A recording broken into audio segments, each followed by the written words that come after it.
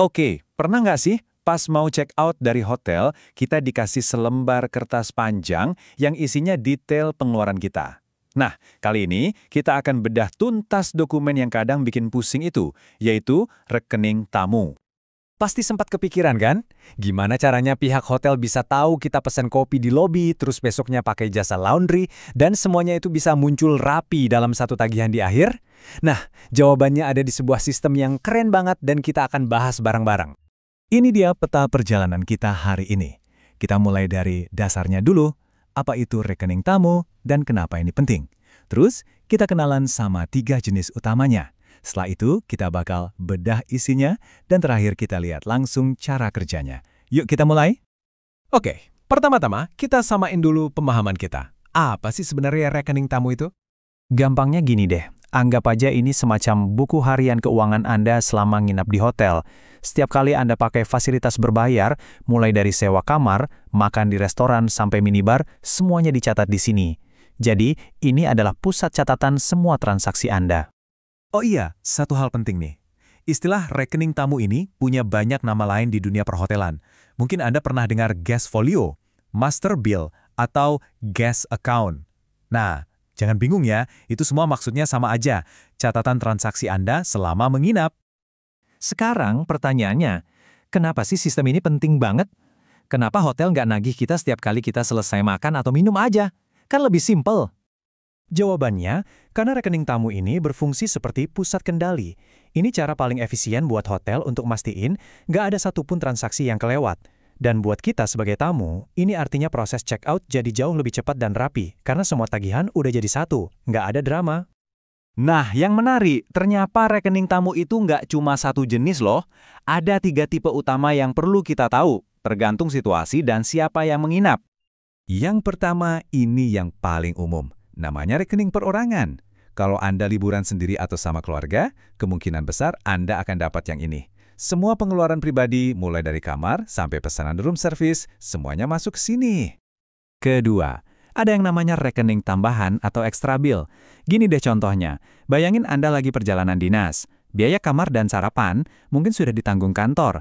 Tapi kalau Anda iseng-iseng coba layanan spa, nah biaya spa itu akan masuk ke rekening tambahan yang harus Anda bayar sendiri.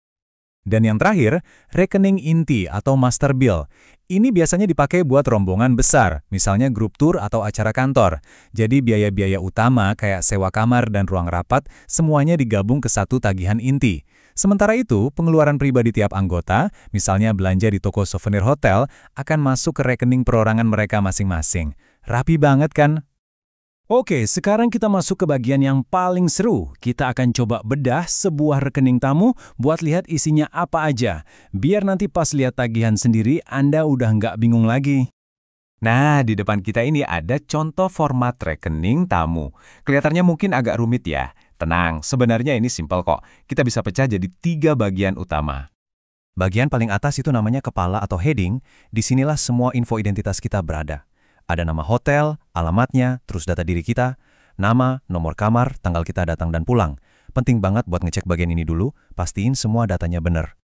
Nah, ini dia jantungnya rekening tamu, bagian isi. Di sini setiap transaksi dicatat dengan rinci. Ada tanggal, keterangan layanannya apa, terus ada 2 kolom super penting. Debit, yang artinya tagihan yang nambahin utang kita, dan kredit, yang artinya pembayaran yang ngurangin utang kita.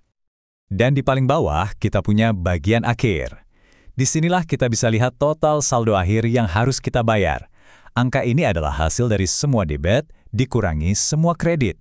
Nah, angka inilah yang nanti kita setujui bareng kasir sebelum bayar. Oke, teorinya udah dapat. Biar makin kebayang, yuk kita lihat gimana semua ini bekerja di dunia nyata. Lewat contoh sederhana. Gini ceritanya. Bayangin Anda pesan room service, totalnya Rp200.000. Nah, transaksi ini langsung dicatat sebagai debit, artinya total tagihan Anda bertambah. Tapi, ingat gak waktu check-in Anda bayar deposit Rp500.000? Uang deposit itu dicatat sebagai kredit, yang artinya mengurangi total tagihan. Jadi saldo akhir Anda itu selalu diperbarui secara real time setiap ada transaksi baru. Simple kan? Jadi, sekarang Anda udah paham cara kerjanya. Anda tahu apa itu debit, apa itu kredit, dan tahu cara membaca setiap bagian dari tagihan hotel. Pertanyaannya sekarang, lain kali Anda check out, udah siap dong baca tagihan itu dengan percaya diri layaknya seorang profesional? Saya yakin pasti bisa. Dengan memahami rekening tamu, Anda bukan cuma jadi konsumen yang lebih cerdas, tapi juga bisa lebih menghargai sistem yang bikin pengalaman menginap kita jadi lebih lancar. Terima kasih banyak sudah menyimak pembahasan kali ini. Sampai jumpa lagi.